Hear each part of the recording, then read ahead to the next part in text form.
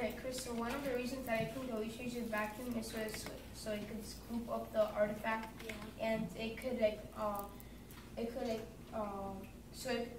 when it scoops it up, it will send it to this place in the robot. It can send it to a special place, like a storage unit. Yeah, and it'll have like cushions inside of it or something, so that and when it tumbles inside of it, it won't hit against the metal and break, because it's gonna be very decorative.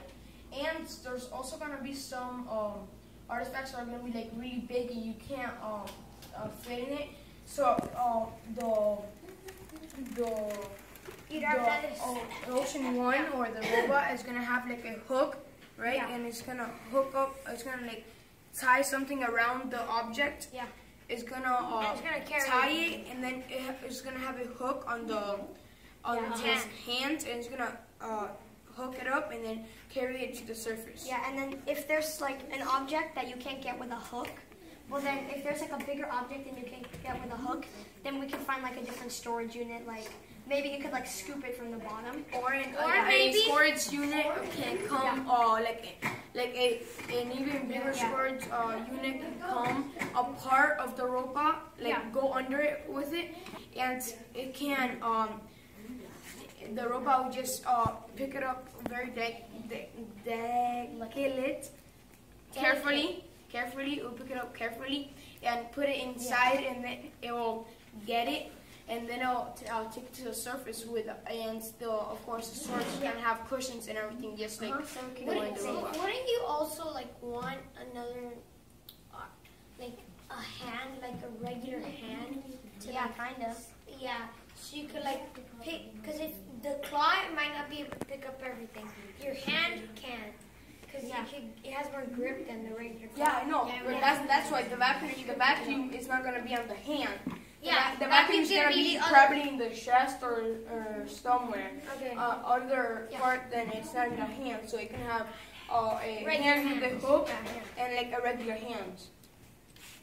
Yeah. Or it could just it could be regular hands, and like with the press of a button it switches to a hook.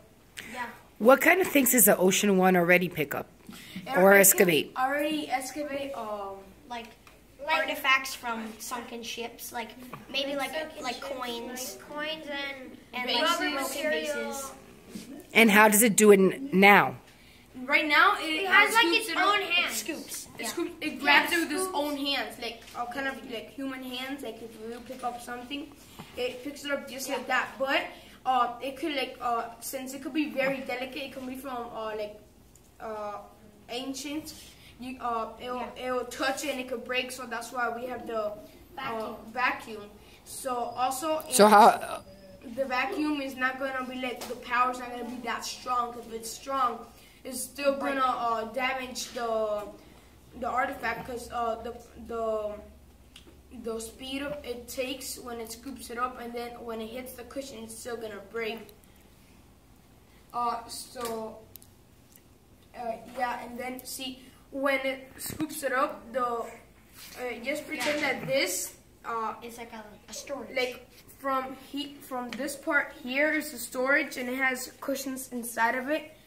And then these two are like the vacuum, and like will suck it up with not that much energy, like with like regular speed, because if it has too much energy, it will go speeding with a lot of velocity, and it could hit one of the cushions, and it could still break because it still has speed. Wait, Brian, I have a question. Wait, for this, wouldn't for the vacuum you would need like a little thing that would open and close once here?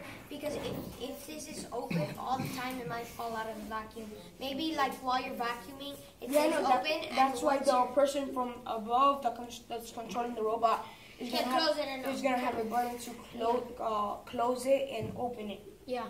What happens with items that maybe are not that small, that may be bigger than the vacuum? That's why we're gonna have regular hands. Yeah, regular hands just to pick it up. So it could bring it up. Or we can have like a part, like really big storage unit coming along with the. No, because Or maybe the even the robot would be too big. Yeah, we could have like a claw, and maybe I mean, even like since the hands on the robot are like as efficient as human hands, we could have it so that the robot, it brings it up to a certain point so that a diver could come and get the artifact.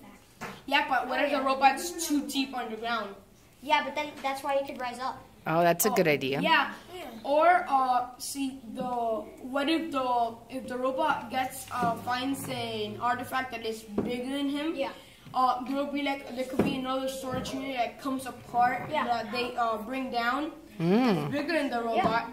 And the robot needs to do is try and lift it and move it inside, and that storage unit is gonna have cushions and stuff. Also, and then he needs to close it, and and since it has cameras, the other person can see what the robot is seeing apart from the robot, and they'll know when it's able to lift up the storage unit to the artifact. Yeah. And also because we're adding the thickness of the metal, so it would also make the robots a lot stronger. If we add metal, if we add hard metal. And we're also improving the engines, and we can, while we're improving the engines, we can also improve the motor, so it can have even more strength. We're also, for the motor, we're also gonna have to a cooling process, that will cool the system. I said that before. We can add a cooling system, so it'll have you can use it for hours and hours or days. Just to cool and the motor. it won't heat up because it has a cooling system that will cool the motor down in case it heats up. Let's say the Ocean 1 or whatever the robot is, it just encounters a great white or something. That's why it's gonna have thick metal and an exoskeleton around it, so it won't bite the wires. We're gonna need to make it with the wires, because let's just say the shark dents the metal The shark has strong. it dents the metal. You'll probably maybe put something around the wires just in case something bites through the metal, just for safety or anything. Or we can put something that the shark won't like, so when it bites it or you could put something when something bites onto the robot, it'll electrocute automatically. Maybe not electric, because that could be like a shock. It'll give a shock to the thing. like an electricity fence. They already have that, so and you could activate it and but deactivate it. that's also bad because It's in the water. It's in the water, and the electricity will spread all around, and it could damage your robot. It seems to me you have a lot of very interesting ideas. It's time to plan and organize the design of your robot then. You need to start.